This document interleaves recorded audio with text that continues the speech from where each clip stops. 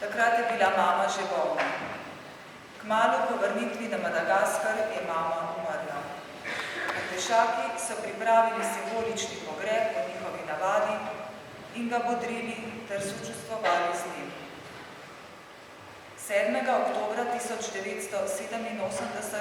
so v domači župni Rovte s pomočjo umive blagoslovili avto, ki ga je lahko uporabljal za delo v misijoni.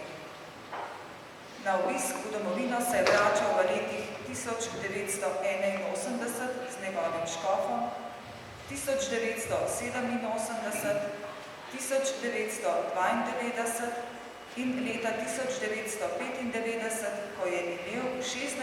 julija v domači farni cerkvi srebrno mašo. In končno, zavedno, leta 1997, ko je Rdeči otok zavedno ostal samo še želja po vrnitvi. Po 25 letih se je zaradi bolezni moral vrniti v domovino.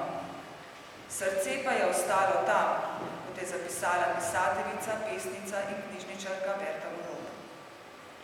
Kljub oddaljenosti je ves čas spremljal tudi pomladno vreme v domovini.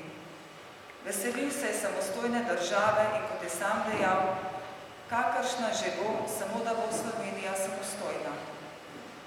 Skrbno je hranil majhno zastavo, ki jo je dobil v Rovtah ob odhodu v misijone. Seveda, zastava ni bila omalovaževana, kot je sam zapisal, Stalinovo zvezdo.